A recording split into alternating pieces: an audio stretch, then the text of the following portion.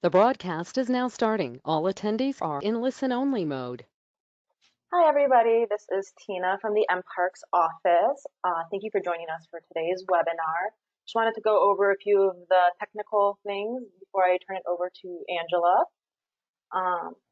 So the presentation today, you should be able to see a PowerPoint screen as well as 3 video cameras on right now. And then on your GoToMeeting panel, your GoToWebinar panel, you should see 3 key sections. There's the chat box where you can send comments or thoughts, ideas. There's the questions box where you can ask questions during the webinar if you don't want to verbally speak. You're all on mute currently, but if you do want to speak or ask a question throughout, you can raise your hand next to your on your GoToWebinar panel. I'll monitor that and give you speaking access. Erin said she welcomes questions throughout her presentation, so we'll be keeping an eye on that throughout the whole thing. If you have any questions on how to use any of these features while we're going, just send a message in the chat box and I will do my best to address it.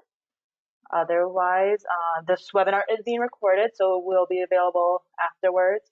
The file for the PowerPoint is available under the handout section. And I think that's everything. So Angela, go ahead. All right, thank you so much, Tina. And I just want to thank Tina right now for all the work she did to help us put this together. It is, as always, so appreciated. I'm Angela Delva. I'm the Director of Enrichment and Recreation for Hazlitt Community Education, and I am also the Wired Subcommittee Chair. And just a quick background on Wired, it's Women in Recreation Education Development. So it is an all-inclusive subcommittee of the Diversity, Equity, and Inclusion Committee, and it is open to the entire membership, and we work to promote educational and networking opportunities that focus on issues related to women.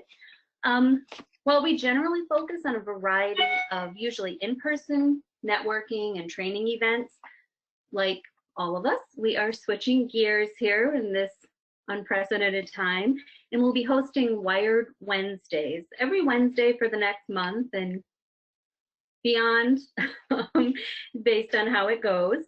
And these may take the forms of informal Zoom chats, virtual book clubs, but this week it is a webinar, and we are so lucky to have Erin Lawson here to present for us. Erin is a school psychologist for the Walled Lake Consolidated Schools. She's a limited licensed clinical psychologist, a mom of 2 high school girls, and a fitness guru. She is also in private practice for the North Oakland Family Counseling in Clarkston. We'll have some time at the end to ask any questions you may have about Wired or future events, and there will be a survey that we would love your feedback on so that those events are as useful to you as possible. But for now, when Erin starts, she'd love your questions throughout her presentation so it doesn't feel like she's talking to herself. She wants to feel you out there, so by all means, press the raise hand button. And with that, I will turn it over to Erin. Thank you so much.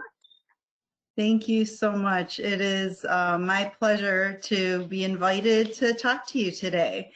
And I appreciate your patience as this is a new forum for all of us. And I think we've got it down though, and hopefully you can see my screen. And I put together a few things so that you could be reminded after I go through it with you later to reflect on what we talked about. Really what I called it mental survival for family, really with a slant toward parents. What I think you'll hear is what you already know but need to hear. I like to think of it for myself that way as well. A lot of times I need to hear things that I say, I know that, I already know that, or I should know that. But sometimes it's helpful to just be reminded of the simple things that help us mentally survive. So this is not psych, 101 or anything. It's just really practical for all of us, especially as parents. So like I said, I'm a mom of of 2 teenage girls, and I appreciate being called a fitness guru, although it's been a couple years since I feel like I can really claim that. I used to do fitness competitions professionally, and it's been a couple years since I've done that, although I still try to maintain a passion for movement and physical activity, which you'll hear me talk about. So thanks for putting that in there.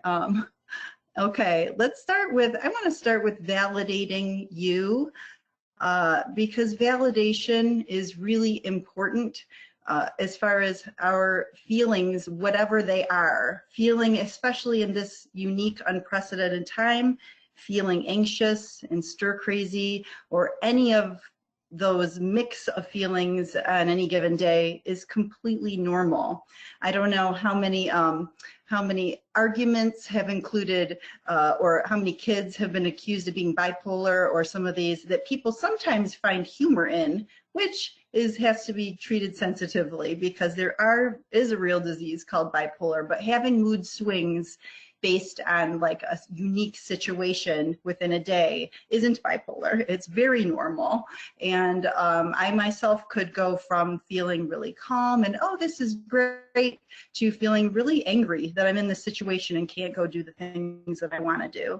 And if someone tries to convince me that I shouldn't feel that way, or sometimes even with good intentions that everything's okay, that can be invalidating. So sometimes helping your kids or your spouse calm those negative feelings just by saying, yeah, you know, this really sucks, and I'm sorry that you're in this situation. I feel the same way sometimes, can be very diffusing for negative feelings. So validating ourselves is really important, saying it's okay that I'm frustrated today. It's okay that, that I have no energy today. It's okay, cut myself some slack.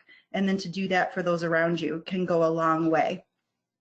Kids especially can be defiant naturally, but especially in this situation, because they have a loss of control like all of us, and can develop what's called hostile dependency. You can see it in sometimes an elderly population. When you lose independence, you get irritable, because we all crave independence. Kids crave independence. And when they don't feel like they have a lot of choice in what's going on, then that's when defiance can escalate. So again, validating their situation can diffuse some of that. Giving control where control is appropriate can help diffuse that. And we'll talk a little bit more about that.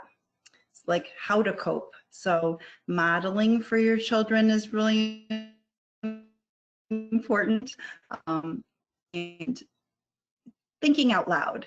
So if you are frustrated, to say, I'm very frustrated, to identify your feelings in front of your children can help them with identifying their feelings. This is what it looks like when I'm frustrated. What can I do? I'm really frustrated right now. I think I need to take a break, take a walk, instead of giving up. There's going to be a lot of frustration with this whole online learning thing, from us and from them, expectations we've never had to meet before. So validating that we don't know what we're doing right off the bat, and we're going to have to figure it out together. And I know it can be frustrating. Let's take breaks when we need to. Or what do you think we need to do? Ask your kids. Even 3-year-olds can come up with ideas for what they might like to do. To incorporate fresh air and movement as much as possible are healthy ways to cope. Deep breathing, modeling that deep breathing too, being really explicit and literal about it. Mommy's got to take a breath right now, and to really have slow breaths in and even longer slow breaths out, and do that with your kids, or even in the moment of an argument with your partner, to just say, I need a minute. Breathe, and then come back to it.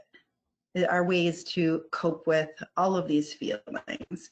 Staying in the moment is important, because anxiety, it perpetuates when we live outside of the moment, when we're considering what we missed in the past, or the what ifs, or what am I going to do when I return? What am I going to do first? So coming back to right here and right now is really important to model that for your kids too. What can we do right now? Let's make a menu. Let's make a list together of things we can do instead of admiring the problem of what we can't and what we're limited in doing. Developing a routine is really important for all of us, especially for children. Routines that are predictable and have purpose. Predictability is important. It eases anxieties in people, especially children. And creating a routine that has purpose can really help maintain some of those negative feelings or eliminate them as well. So making routines visible for kids. I don't know if any of you are teachers out there, or last time you visited your child's classroom, that learning is visible. And we've learned from research now that making learning visible really helps kids. They know what to expect. We post expectations. So you could even do that in your home, posting expectations for your kids. That can be in the form of pictures or drawings for younger kids, or lists for older kids. They can even have input in that, even better if they can. What is our routine going to look like? In building in a purpose to that routine, so that each day that we wake up, we know what's going to happen. We know what day it is too. I was talking to a client earlier today about, really using a big calendar, because he was experiencing anxiety that the days are blending together and he just didn't even know what day it was today. I said, well, let's make it visible. Let's make it concrete, especially for children. Time is really abstract and difficult to understand the passing of. So when we make it more visible, and we make it part of our routine, and we remind them about the date, the time, how much time we're going to take to do a certain activity, how much time is left, giving a little heads up, warnings when transitioning. If you're trying to get your child to transition from play to work, giving a reminder, you have 10 more minutes, you have 5 more minutes, okay, you have 1 more minute, and making that visible if necessary for some kids. So those also important is developing a list or a menu. I like using the word menu with your kids that are age appropriate about it, things that they can do all by themselves. Again, this can go from really small children to older kids. It's probably even more important with the younger kids, so that you can have a sense of alone time for yourselves. And you can create a menu with your kids. Let's think about all of the things that you can do all by yourself. That, you can play Legos. Awesome, you can do that all by yourself. Now, maybe he can do it all by himself, still within your visual sight, but he can give you a minute to yourself. And that can be labeled with your child. This is alone time. So this is when you're gonna do this, and mommy's gonna do this, or daddy's gonna do this. We're gonna be available if you absolutely need, but this is your time. You own this, it's just yours. So they have a sense of ownership about that time and wanting to be by themselves. So that can build self-regulation. You can help them and teach them how to do that. What do you do when you want some attention? How are they going to get your attention? What's an appropriate way of doing it? So building that into your routine can be helpful, and to keep your sanity. Also building in self-care to your routine for you and your children. So taking care of your body can prepare your mind. We were joking a little bit about this. I mean, hey, we're all in this, like, I said this is probably the first time I put on makeup in a while. I let my teenager do my makeup. So I'm not saying you have to go through all the motions every single day, but I do like building in a routine for myself and my kids that in my house includes waking up and making our beds, because I really fell in love with a video I saw once about why the military does that. And if you think of it this way, it can be quite encouraging. If it's making your bed or whatever it is that you're going to do every single morning, once it's done, you've already like accomplished something right away in your morning. And no matter what happens in the rest of your day, you've already done something and checked something off your list. And even if the rest of your day goes poorly, you can come back and be reminded when you come back to your ready-made bed that you did do something. So I like that personally, that analogy for that. So whatever it is though, sometimes kids need help with that routine and making that routine visible. I am a big fan of whiteboards or mirror markers. Kids love that. What? I can draw on the mirror. They like that. It makes it fun and it helps with developing independence so that you don't have to be by their side 24/7. You help teach them through what's called supported practice. So you're going to do it with them, show them how to use the list, go through each thing, and then eventually with backing off and weaning yourself off them, they can just rely on the list, or you remind them about the list instead of each item on the list. So you're developing independence and again, removing yourself to maintain your sanity. So morning and bedtime routines are really important for kids and maintaining some sense of consistency, even though we're here not waking and going through our normal routine. The new normal is best if it still contains a sense of a routine. We wake up, we get ready, we do X, Y, Z. We have these goals, these small attainable goals throughout our day that might include exercise. And again, you can create a menu of items for yourself and your child that's age appropriate. What are the physical activities that we can do?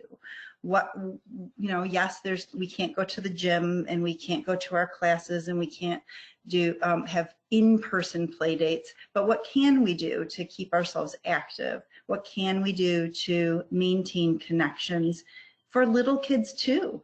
I know that if you're like me, we need to see our peers' faces and connect, whether it's for happy hour or little kids will need that too. Maybe put them on a FaceTime with grandma or a FaceTime with a play date. There's a great app called House Party my family uses. It's similar to Zoom, but easier kind of on your cell phone. And I think that's really important for all ages. Other parts of your routine, I am a huge proponent of having kids do, now you can use whatever word you want, chores. I like to use the word contribution. This goes back to what I was talking about with hostile dependency. If you're taken care of and taken care of and taken care of, then you have a sense of dependency and not independence, which makes us feel strong and good about ourselves and builds self-concept. So even little kids can contribute to the family and build self-concept through doing that. So whether or not it's a 3 or 4-year-old putting pillows back on the couch because that's the way they can help clean up and contribute to the family, or it's something larger like helping organize a closet for an older kid or helping do yard work, you can fit these things into a schedule with small little attainable goals, but a sense of contribution to the family is really important. And then along with that comes the appreciation of that, whether they're 3 or 13, being really appreciative of their contribution. I tell my girls, even though they know I expect at this point for them to help do the dishwasher, which seems like it's happening, 4 times a day, I say, thank you so much because it's one less thing I had to do. I appreciate your help. It makes a huge difference for me.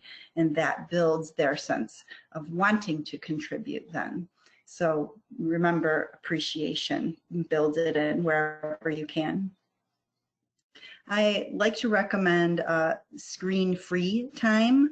As far as, I like the saying, boredom begets creativity.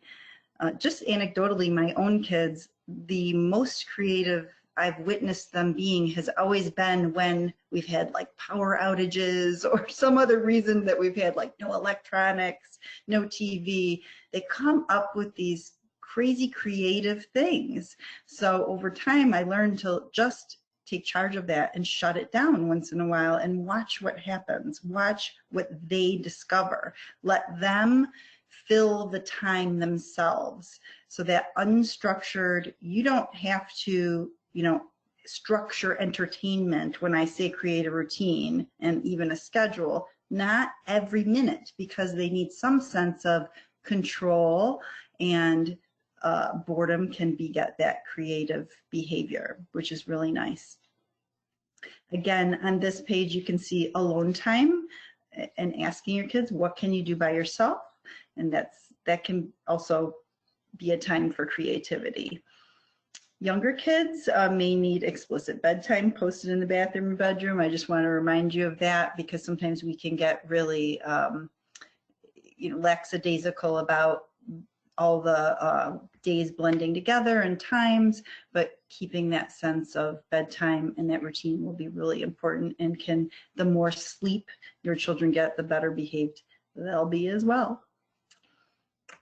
I always want to focus on positives and gratitude. I know this situation that we're in is really scary for some people, but if we can reframe it a little bit and ask ourselves, and really when I say ask ourselves, ask out loud too, have conversations with your spouse, your partner, your children. What did this give us? I know it took things away, it took opportunities away from us, and again, validate that those create some feelings of fear and sadness, grief, anger, but it also gave us, for me, it gave me an opportunity with older teenagers to have more time when I have a daughter who's about to leave for college next year. Like I get this, it's the kind of blessing in disguise that I get this extra one-on-one time with her, which, sometimes is challenging, but still, nonetheless, I am focusing on what it's given me. It's given me more time. It does, again, there's always that, but it has some obstacles in there, but to refocus on that. I want to talk a little bit about communication too, that communication and this thinking out loud that I'm suggesting builds relationships and trust, and being mindful of our own feelings and remembering that our children are picking up on all of that, whether we mean it or not. I think you all know that. Remember I said you already know this stuff, but just a reminder that they are watching and listening even when you think they're not. Our nonverbals are really important just as much as our verbals. So again, begin with appreciation. Just more practically, what that might look like is my examples on the screen. You worked so hard yesterday. I love the way you put the pillows back on the couch. That was so awesome. I noticed the pillows need to be done again. Do you want to do this pillow and I do that pillow? So this, I'm framing that like it's a really small child, but begin with appreciation, notice things, ask for their input. Even little kids can provide input. What needs to be done today? Do you want to do what of those things can you do? Kids will meet goals better when they're involved in making them. So if there's a problem, ask your children to help solve it instead of always telling them, so they have a sense of ownership and independence. Making requests instead of demands can also go really far with your partner or your spouse. When I have couples in therapy, we begin with appreciation, and then we can, once you're feeling appreciated, you can be more open to solving problems instead of just feeling like you're being told about the problems. So begin with appreciation. You may resent being home all day if you're the one at home and your partner is the one out working. I'm stuck at home.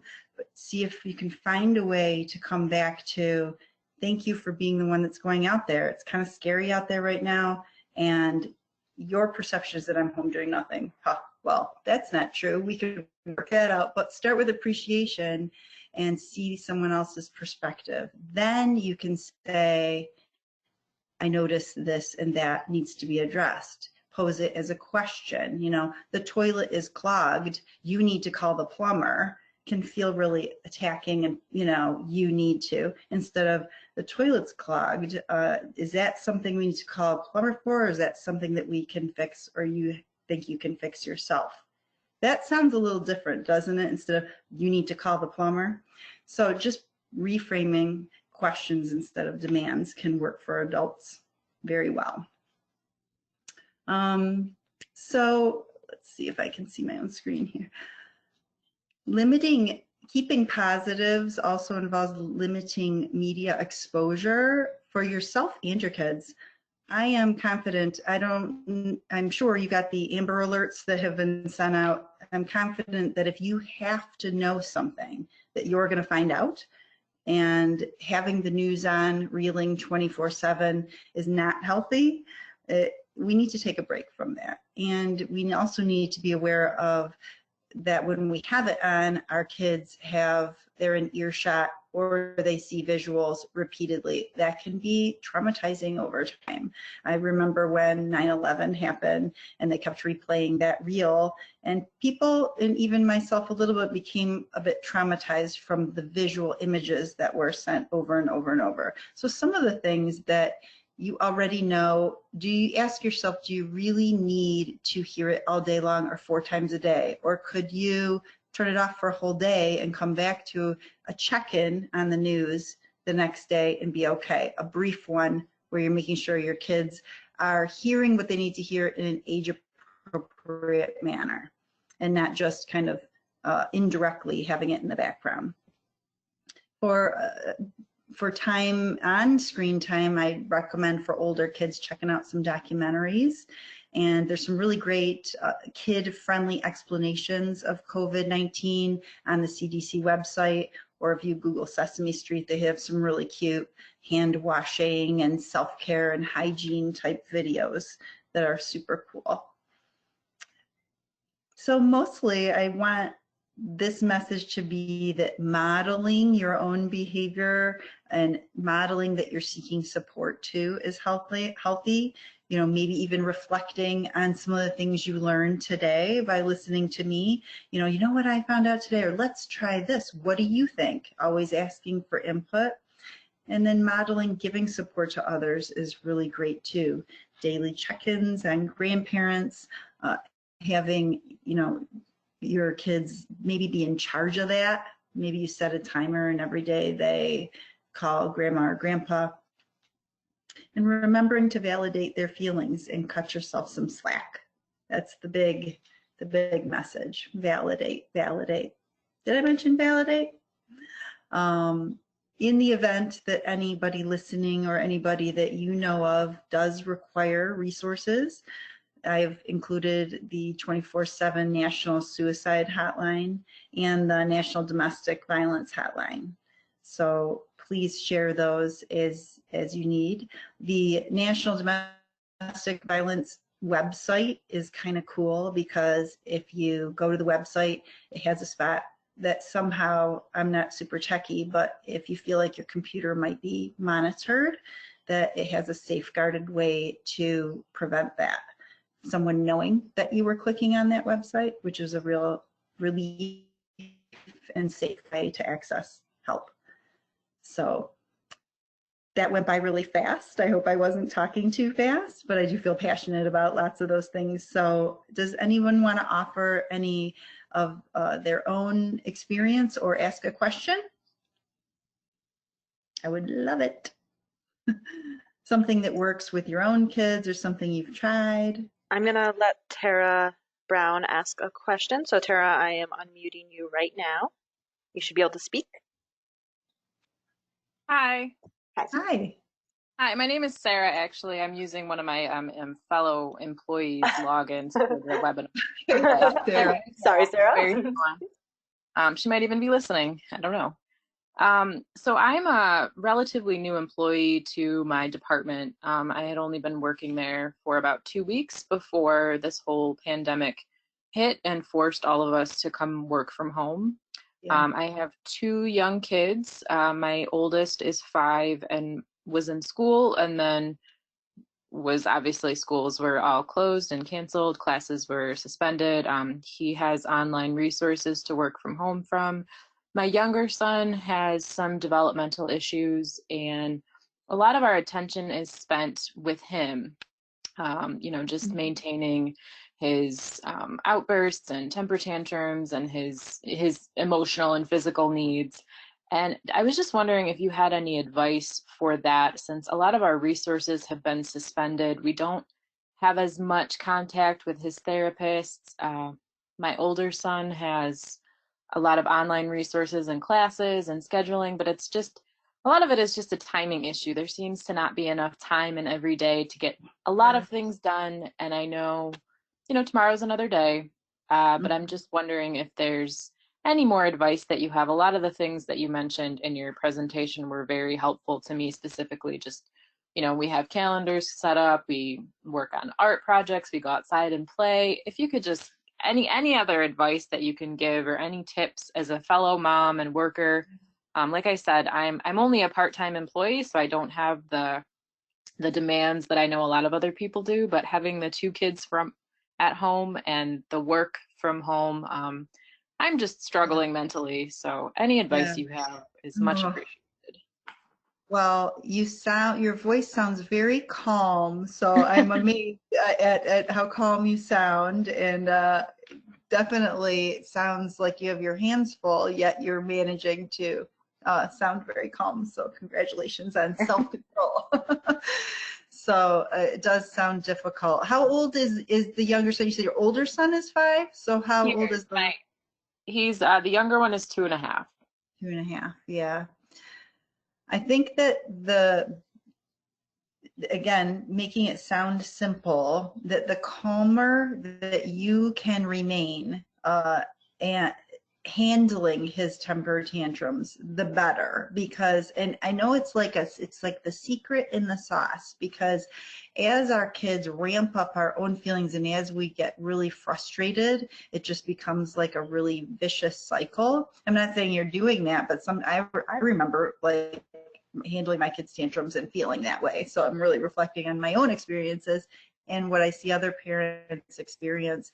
You get emotionally reacted from that. So when we set limits on our kids, again, you can start with, even at 2.5, I see that you're mad, labeling that feeling. You seem mad. It's okay to be mad. You may not hit.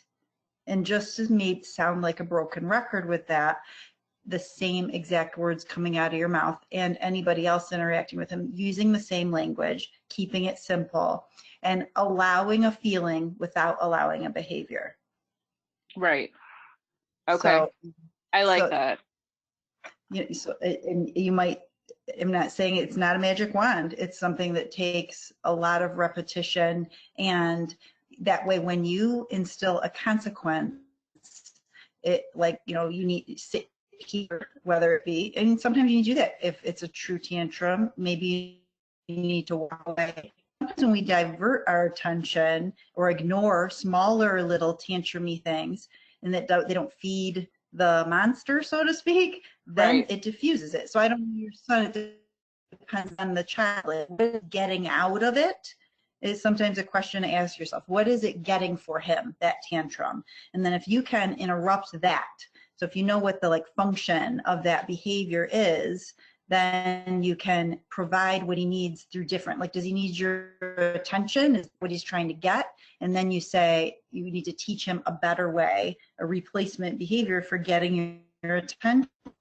So don't give him the attention when he's laying on if he's safe and he's just screaming and yelling, you give him attention. The second he seems like he looked up and he's calm, I noticed you calmed down there. Then you give him the attention. So if that's what he's looking for.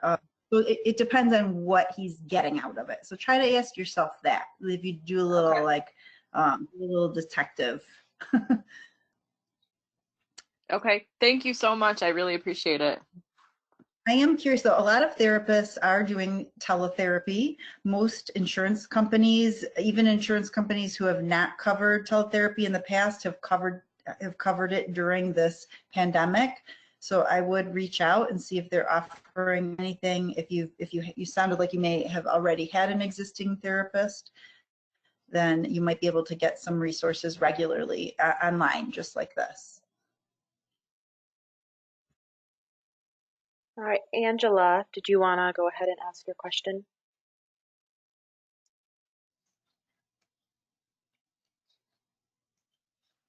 Oh, Sorry, I muted myself. I've just been thinking about the population of people I know that live at home alone that are certainly not thought of as seniors. They're just adults who live by themselves. And if you have any thoughts on how a single adult household, how that person can keep connected and keep their sanity, would you just suggest all of the same things you do for kids necessarily, or what would you recommend? Yeah, I know that being more isolated, even on top of this isolation, is exceptionally difficult. So the people that are all by themselves living at home, even the people that have only children, those people are especially vulnerable too, because the child is feeling alone and the parent's feeling alone. The parent needs to like give that child, all of the interaction because they have no one else. So I guess I would suggest for a person on their own, even if they're not an older person, use technology. Seems like I'm simplifying again, but to see a person's face, to have regular check-ins, I guess it depends how isolated, if they are a member of different groups that they can with regularly, whether it be a work group or a church group or some other type of social group, checking in on, using these media platforms to do that. There really isn't, there's a lot out of our control, and we again need to focus on what's in my control, what is outside of my circle of control, what is within my circle of control. I can't control like having face-to-face interactions, but I can learn about technology and try to respond more. Some people might need you to be the one to reach out to them. If you feel like they're exceptionally vulnerable, teach them a little bit on how to use resources.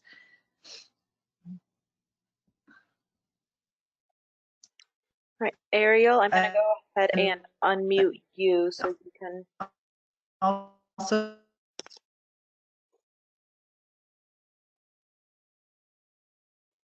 Aaron, are you still there?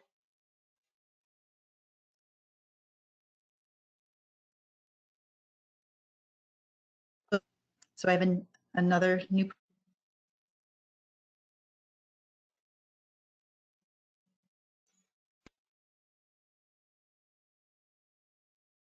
I think she lowered her hand. There was one other question that came in through the chat. Says, as a supervisor of about 15 people, do you have any advice on ways to reach out to staff or questions to be asking them? Recognizing that staff varies in ages and some staff have kids and some staff don't.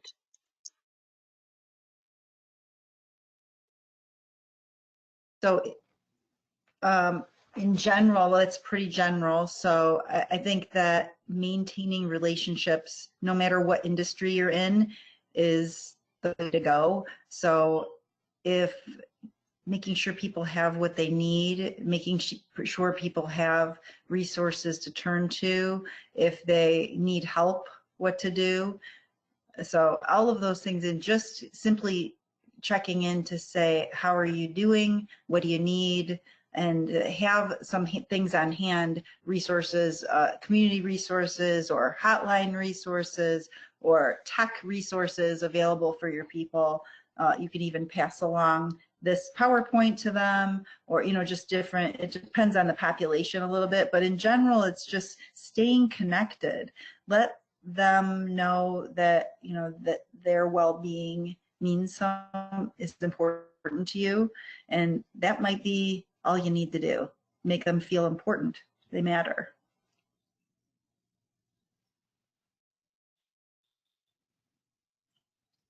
Great. Are there any other questions out there?